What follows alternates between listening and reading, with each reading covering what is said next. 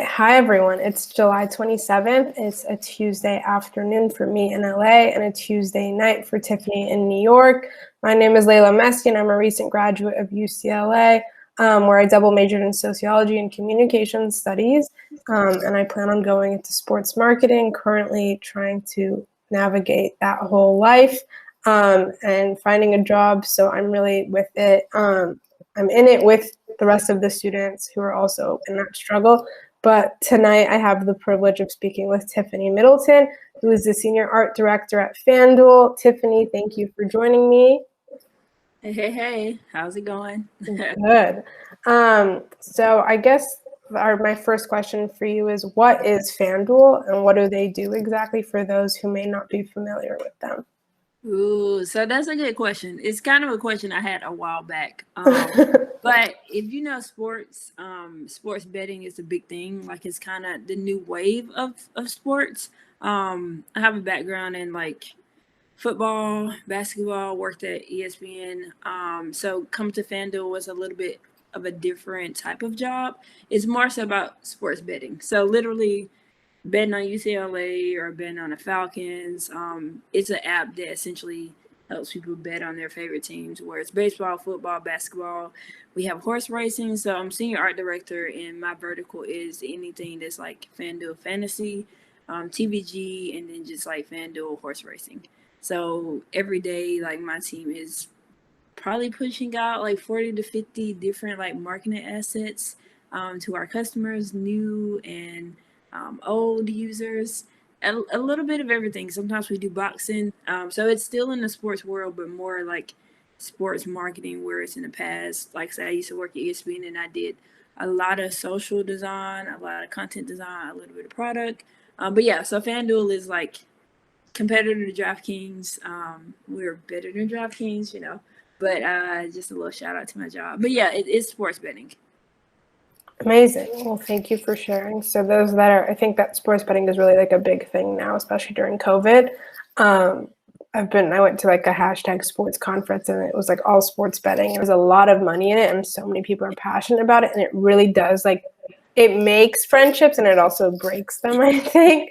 But it's all tough love in the end. So you talked a little bit about what you do, but do you mind tapping more into like what your day-to-day looks like and the responsibilities under your title of Senior Art Director? Oh, so you kind of hit on it a little bit, but with COVID, not a lot of like live action sports games. And then when they did come back, not a lot of people were able to go there. So it's like sports betting kind of allows people to still be in the action without being in the action.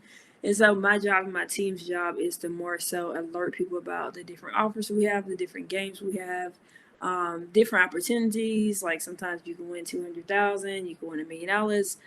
So everything we do is to catch the attention of our users by creating like high quality graphics that are legible, that are centered on the audience, that's attractive, and just a lot of my job is sitting in meetings to make sure that everything is done correctly, making sure that we're doing the best processes, like just marketing strategies, like how can we produce faster, better, quicker. How can we get the clicks that we want to? So some of it is just thinking like, how are people thinking? Like when the NBA playoffs come up, it's like, what can we do to get more people engaged into playing fantasy on our app? How can we make more people know about FanDuel? How can we enhance the brand? So everything really is just about catching the audience attention. Just being in social media in general, like you flip through your phone and it's so many different things, like so much stuff that can catch your eye. So it's like, how do we catch your attention and keep it? So my job is to really sit and think about that, like with everything you're competing with, because you're not just competing with other like sports betting places. You're competing with the ESPNs, you're competing with the Facebooks, the Instagrams to get people's attentions to use this app essentially. And it's something that's fun. I feel like for me, sports in general, the reason why I got into it was the one thing that connected me to a lot of people that I wouldn't necessarily be connected to. Like in all walks of life, you meet somebody and you're the same fan of a team, whether your team is losing or winning. I think it's the emotional connection. So with sports betting, it just adds a little bit more like juice to an already exciting thing. Like it's like not ever about what you can get from it, but just more so the experience. So it's like, I'm a big Auburn fan. I have a lot of family members that are Alabama fans. So to bet on the game is like just a more competitive thing. It kind of helps you get inside the game. So yeah, so like I said, my day job is I oversee a team, just overseeing their graphics, talking to them about like what we can do better, what's working, what's not working, overseeing myself, and then I have a boss who I report to. So my day to day, honestly, is like a lot of communication, a lot of talking to people, a lot of trying to understand people, and then trying to communicate to people visually and without words. So it's a lot of communication. Amazing. Yeah, I think communication is like, I think it's like the number one trait or responsibility or like characteristic that we see on like all job descriptions. It's like must be like communication is like a must have, verbal and written, this and that, but it's also like for you, it's also visually, which is like something that I think people with like out of like I guess the art world like don't really see much. So that's super fascinating. It's like we do communicate non-verbally and non-written too. So that's Yeah, where art comes in. yeah. No, I mean, not to put the nail in the coffin, but communication, it you can be great at design, you can be great at whatever your craft is, but if you aren't able to communicate and articulate your reasons and decisions why you do things, it will be a hard battle. Like it's the one thing if I could tell myself as younger of like really honing in on the craft of like clear communication, clear and concise communication. Because like I said, you can be a great designer. A lot of times designers, from my experience, aren't very talkative people. And so communication can sometimes be one of those traits that's not natural. But it is the key like factor in any job, communication. Definitely.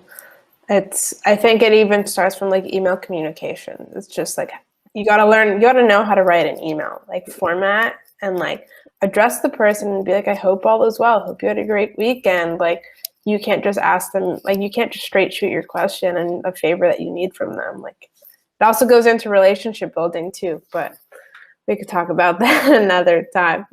Um, Amazing. So my next question for you is, what are 1 to 2 highlights and or accomplishments from your sports career? Feel free to tap into FanDuel or your time at ESPN as well, or anywhere else. Ooh, accomplishments. That's a hard one. I would say I've had some projects that I really enjoy, but I think for me, when it comes to accomplishments, it might be more so my failures and my adaptability to like failing on something, but then coming back from it. Because a lot of times, especially like when you graduate from school, I never really thought about like failures. I always thought about successes. And so when you are hit with like a loss or like a rejection, I applied to so many jobs like recently out of college. Like I would just spend every night redoing my resume, applying for jobs, and I would always get rejected. And it hurt a lot. Like it makes you question like your ability, your designs, your work, and I was able to adapt from that and just kept going. Like I literally applied for a job at ESPN. I didn't get it. I was very sad. I ended up getting another job like a month later. But even though I didn't get the job at ESPN, like I sent out thank you letters to everybody I met.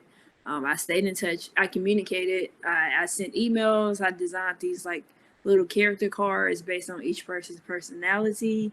Like I put in just a lot of work, even though I was being rejected. Like I said, I'm a big sports fan, so I'm always a fan of the team that puts in the most work, even if they don't get enough credit. Like I'm a big Allen Iverson fan. Never won a championship, but nobody can ever say that he didn't work hard. And so I think for me, my biggest accomplishment is simply not quitting. Because sometimes if you take a lot of L's, you can kind of turn back or like change the course or feel like it's not really for me. But literally, I end up getting another job at ESPN through somebody I had met after I got rejected. So if I had given up, I wouldn't have had the opportunity I had. And yeah, every opportunity in my life has been just me simply not refusing a no. So I would say for me, that's a big accomplishment. Work wise, as far as like a design accomplishment, I had one project that I was assigned to, and the goal was so it was right when LeBron was going back to LA, and we had to find 29 artists in each NBA city to do billboards, and I had to code it. So I had to find an artist. I had to kind of like art direct each artist and our process for approval. So this was at ESPN. The process to get artwork approved, to get artists into the system, it is a job in itself. So it is like every day communicating with people, articulating what you're looking for, making sure that every artist is like comfortable with what they're doing, and also like that they actually like the work that they're producing, even if it's being catered more to the ESPN audience versus what they usually do. So a lot of checking in on people, but the project was super successful. It was on TV, like somebody actually put up the actual billboards. Like they took the billboards we made and put them up in New Orleans.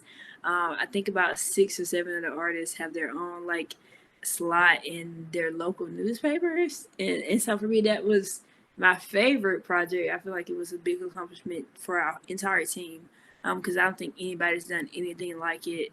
It had a slot on Sports Center and this other show on ESPN. So as far as projects and accomplishments, I would say that was one that was super exciting, because it was a big teamwork thing, but it came through really nicely.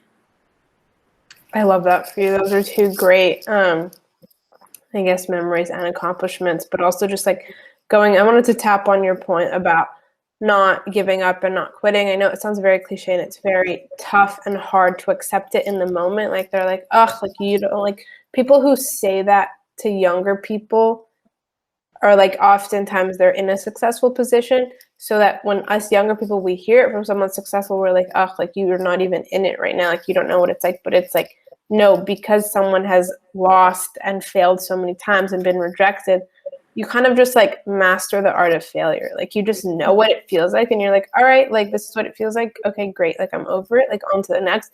And those wins and successes mean so much more. But also to your point about like just being resilient and not taking no as an answer, like take no, like, okay, they give you a no, like you take it, but it's like, okay, how can I switch it? And you need to be patient with it as well. Like for me, for example, I had a similar situation where I got rejected from one thing, and then it was like I stayed in touch. I sent those thank you emails, but like anyone can send a thank you email, but like I went onto Canva and I made like a thank you card, an e-card, and I just like attached it as a JPEG. I'm not an artist at all. Canva is great, so that's a small plug for Canva for anyone who wants to do that. But it's also like now with COVID, it's hard. Like you can't mail in letters, but like just do it anyways. It's going to get to them somehow. They're going to go to the office somehow to pick up a jacket or something.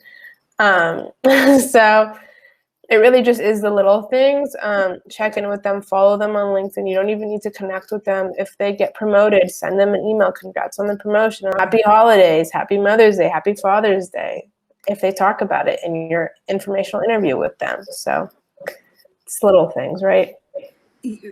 I had one artist that sent me a postcard to the job, and literally they sent me the postcard. I was looking for an artist for a job, and I hired them because they sent the postcard. Their work was great too, but I think sometimes even myself, it can be easy to forget with jobs that there are people behind it. Like some of my best friends are HR people, and I've just learned so much that it is very equal in what you know, but also who you know, but also what type of person you are. I heard this a long time ago, but it was like, it's easier to, when you're working with somebody, if they are a kind person, a genuine person, it's easier to work with them, even if they're a little bit less talented than somebody who might be like a great designer, but a little bit harder to work with. And that's it. A person's integrity, their values, for me, has always stood high, because I feel like everybody can learn anything, especially in like YouTube University era. You can learn anything, but to work with somebody like neck and neck, constantly giving feedback, like I said, most of my day is communication. A lot of it is feedback. So if a person isn't able to understand that things need to be changed or adjustments need to be made, it's harder to do a job with somebody that doesn't necessarily take criticism well. So yeah, it's a very big thing, very big thing. And on that point of like getting feedback, I think it's important when you give feedback, not only to give criticism, but also just like call out like what they did well. Like I think people, they get so stuck on what they did poorly, but it's like, no, like you did something right, and it's to continue doing that so you can work on something else. But it's also like when you take it with a grain of salt also. Like put your own touch on it. Like some people, sometimes I think they get so caught up in like criticizing other people's work because they want it to match their own. But it's like, you and I are so different. Like, how am I going to match your style? Like, you can feed it to me and direct me on how to do it, but it's like, it's my piece. Like, how am I going to make it just like yours? So I don't know. What are your thoughts on that? No, I agree, because I've had a lot of bosses who've given feedback in different ways. And for me, because we are different, especially like my style is always a lot different than some of the people I'm working with. And me now being a manager, I try to really communicate what I'm looking for, but also give the person the ability to add their own style to it, because I don't believe in micromanaging as an effective way of managing people. I think it just sometimes makes people a little bit more, not open to ideas. So I always try to explain why I made a decision, why I said what I said, what my thought process was. We could agree or disagree, but I want you to understand the decisions behind what I'm asking you to do.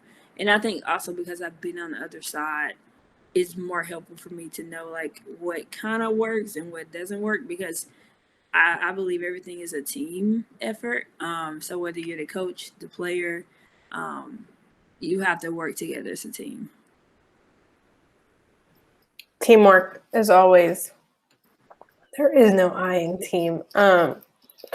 And it's hard for some people. I think it really is, especially for myself. Like I remember wanting to have like control over everything with like my clubs and stuff at school, but it really was just that like, if I let go and give the responsibility to someone else to do, it makes my life easier. But then there were times when I was like, it'll be faster if I just do it myself rather than explaining it to someone. But it's also like, people need to learn how to do certain things on their own. They need to learn to be uncomfortable. And like, yeah, I'm getting uncomfortable by teaching someone and like having that, not necessarily a fear that they won't do it right, but it's also like, I think we all have high expectations of ourselves when we put those onto other people, but we can't. That's not a good thing to do.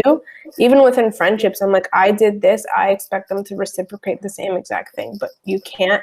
And that is something that's so hard for me to get over, but we're working on it one day at a time. And like, you just do things out of your own heart and good. And like, if they want to reciprocate, great. And if not, then like, I do the 3 strikes and you're out kind of thing. Like, all right, that's it. Like, game over. I don't want to be friends with you anymore. We'll be neutral. We'll be acquaintances. I'll say, hi, how are you? But it's like, I'm not going to hit you up to go hang out. But that's my personal life. And enough about me. Hold on, to touch on your point. Yeah. So I learned true leadership is about delegating, because it's so easy for you to do everything, to take care of everything, to manage everything. But there are not a lot of people that can get people to do exactly what they want them to do or need them to do in a way that's done as if they did it. And so I've learned, like I had a boss at ESPN who was probably the best boss I ever had. She taught me everything without like telling me how to do it. So it was like she always left things up for my own interpretation, but was very clear in communicating her thought process behind it. Very, very questionable on everything I did. So will always ask me questions to know my thought process behind it. And she will always challenge me to be a better version of myself. And she always made me feel like we were partners versus I've had some bosses in the past that just made me feel like they're handing me stuff and I just have to do it. I'm a thinker. I'm a designer, but the number one thing about me is I'm a thinker. So when I have people that just hand me stuff and they're like, do it, then I feel like I'm kind of losing some of my ability to be who I am. But she always let me think and always held my ideas to the same value as hers. And sometimes my ideas would win, and then sometimes hers would. But it was always a give and take. Whereas in the past, I've had some bosses that it doesn't matter what I say; it's just what they say.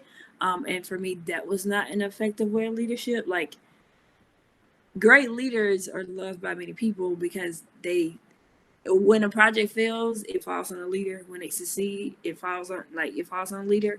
Like, I think of LeBron, of like, people, have so many things to say about him, but the Cavaliers were probably not one of the best teams in the NBA, but they went to they went to the finals almost every year for 8 or 9 years.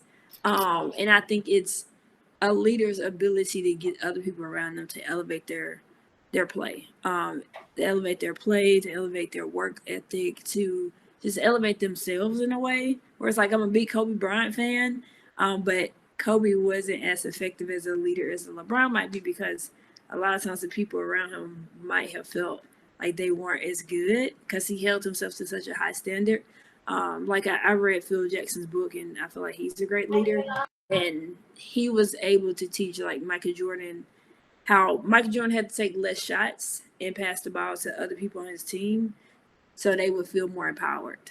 Because there's always going to be a gap between like talent, but if you are able to get everybody to be their highest selves in whatever form, I feel like a great leader knows how to utilize the different players on their team. So that's how I try to look at leadership. Because before it was like, oh, I can do everything on my own, but you can't build anything by yourself. So I feel like as a leader, as a friend, you always have to have the right people around you. And sometimes people aren't the right pieces to that puzzle. So a great leader has to get people to elevate, but they also have to find the right people for the right spots. Yeah, no, that was beautiful. I also think it's all about recognizing people's strengths and weaknesses and seeing how you can build on those strengths and then also improve those weaknesses. But really, everything just does come with time, I think, and really just spending quality time with other people to really understand who they are, what they're passionate about, to best, I guess, assist each other moving forward. True. Yeah. And my last question for you is, what advice would you offer students and young professionals seeking a career within sports? Ooh, so I got 2 forms of advice. Number one is social media. That's kind of how I got my career started. That's kind of how I'm able to connect to different people. Literally, I just randomly DM'd somebody that worked at ESPN and ended up working there for like 4 years of my life. And not just like be on social media, but be intentional about it. Like, I feel like with social media, it's something you can have a private life there, but I would say for anybody, especially trying to get into sports, whether that's content design, marketing, strategy, anything with sports or entertainment, to keep it professional, to look at it as is essentially part of your resume or your portfolio, to be adamant about it, create your own brand, create your own voice, connect with the right people, because you never know who knows who that can get you into the next spot that you want to be in. And then my second advice is, when one door closes, there's another one somewhere else that's opened up just for you. And that's something that I constantly have to teach myself, of like, one door may close and things may not be going the way I want them to go at this time, but it's something else that's like the right place for you. Because sometimes the world can beat us up and say, oh, like, you should just stop and give up now or try something different. But I feel like the only difference between those that succeed and those that may still kind of be searching on their journey is just like those who give up and those that keep pushing, because there's always a door that's going to be open. You just got to find the right door. That was also another beautiful piece that you shared. I think about, to your point about like when one door closes, Another one will open, but also sometimes you might need to take the side door or the window. There's a book called The Third Door that I read that was just like all about how this guy would get interviews with like Bill Gates and Warren Buffett by Alex Banayan, actually.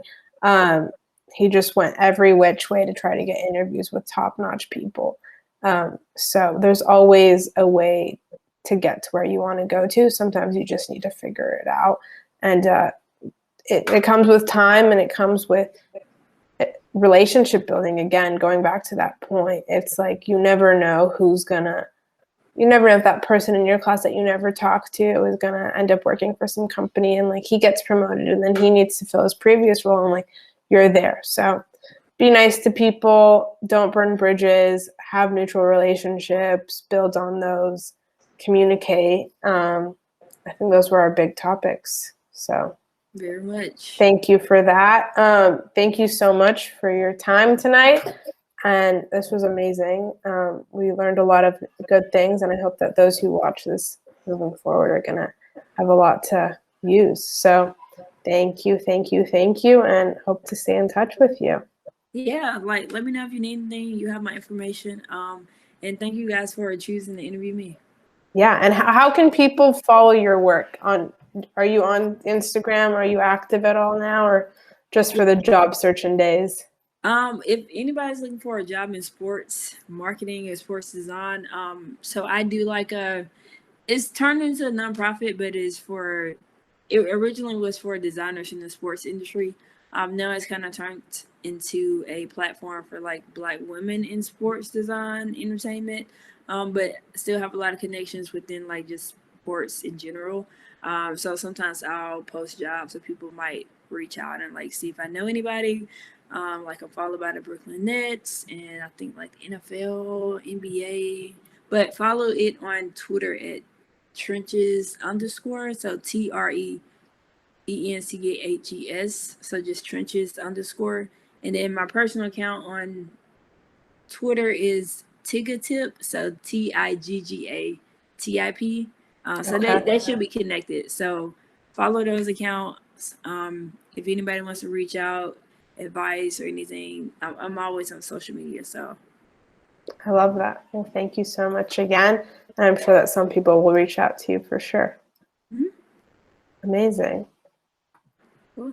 Well, thank you. Thank you. Have a great night. You too. See ya. See you. Bye.